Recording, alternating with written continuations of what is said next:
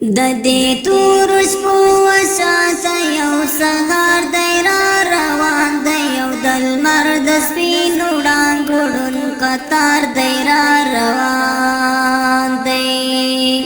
د دې تور شپو وساته یو سهار دی را روان دی یو د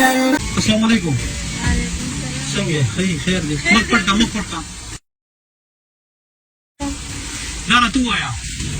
د باران کې خلک په کور کې چې کوم نه خمودار ګرم پراته یا بچو سره د باران کې ولې ودی زه بیمار دا او مجبورې مې ده کنه وروره سره کوم دی موږ د پیښور پیښور نه دلته اوسېږي که پیښور کې نه اوسېږي پیښور کې پاتې کېږو ته پیښور نه راغلی اوس رالو او کور والا دی خاوند دې څه کوي بس هغه بیمار دی کار مار نه کوي د زړه تکلیف یې دی هغسې دروند سره شي وچتلی دیاړی له ځي کله کاري کله نه نو دا اوس څه سهار دی دا زه دا ساتیانې حق کوم دا په څو ده دا په 50 دا څه وګڼه که نه چې ورور دې مې بچی دې مې ما چې څه راته وایې هغه یې ما کامیاب کړه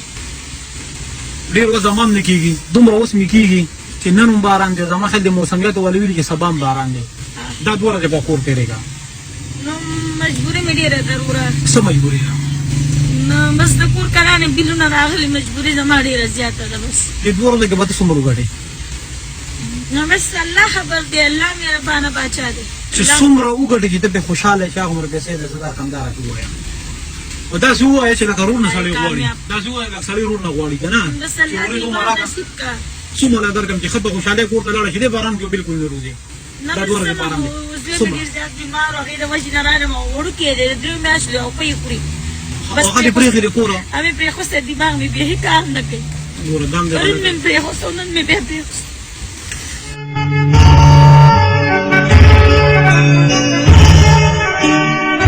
ګوره نو چې ورور ته ولاړ دی چې ورور چا ته ودرېږي خور ته چې ورور ودرېږي نو بیا خور ژاړي نه که نه خاندي زوی مې نه شوي زوی مې ډېر زیات مې دماغ بل شان چې زوی مې برایات هغه څه بیمار دی ډاکټر له دې بوتلو هغه مې بوتل یې کړو مې ورته ولګوله او سینه ډېره زیاته خرابه ده په څومره پیسو باندې به دې کار وشي چې هغه ډاکټر ته بوځې چې دوه ورځې ورونه دي هغه ته لګي په 220 روپۍ باندې یوه ستنه لګوي نو اوس مې له 3 ستنې ولګولې لورې به له لالې دې اخېستې باندې زه به نن کار وکړم بیا به لاړه ځي پرون مې ټوله ورځ په جړا باندې تېره کړو نو زوی مې ډېر وړوکی دی پسې ډېره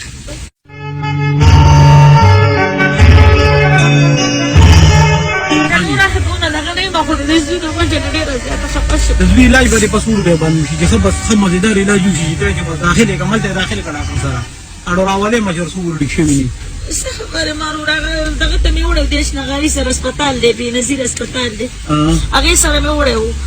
هغوی له دکه دوايانې ولیکلې خو دوايانې مې ورله نه دي راغېسته ستنې مې ورله شروع کړي دي خو دوی رسول لګولې دي دوی رسول بوه څه داسې حساب ما ته پته نه شته دی نه مې ده راغېستې ورته ته څه له وجې نه راغسته بس مجبوري ده که نه وروره نه پیسو له وجې پاتې وه د پیسو وجې نه پاتې ده مجبوري ده وروره چې مجبوري نه دا وشماره دا وشماره ورور دله درکوي ورور دی زه د ورور یم ما تا ته مخکې وویل چې ورور درته ناست دی دا وشماره خو زه وشمارم ستا لاس بند دي زه وشمارم نه خو دغه دی که نه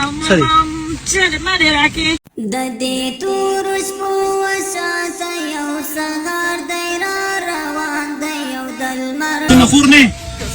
چې خور مې ورته وویل ورور خور له نه ورکوي الله دې کامیاب کړو وروره والله پاک دې ډېره تېره درکړي الله دې د بچو د غم وساته ډېرې مجبورۍ نه به وورکړم دا 10 روپۍ دي الله دې کامیاب داسې کار وکړه الله دې ایمان نصیب کړه والله پاک د آخرت ښه کړه دې باندې به د ماشوم څه علاج وشي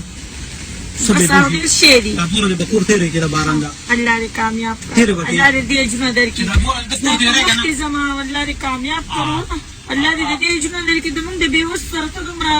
امداد کوې د دې بدلې دې درته الله درکړي دا ستاسو حق دی دې کې د امداد هېڅ خبره نشته وینو بیا خو ستا حق شو که نه دا ستا حق دی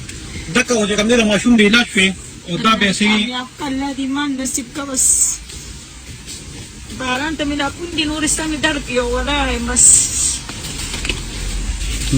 ګوره چې روغ راته ودرېدو بچو د غم وساته چې روغ راته ودرېدو بدلې درکړي دا 10,000 روپۍ ستا چې له کمې 2 ورځې دي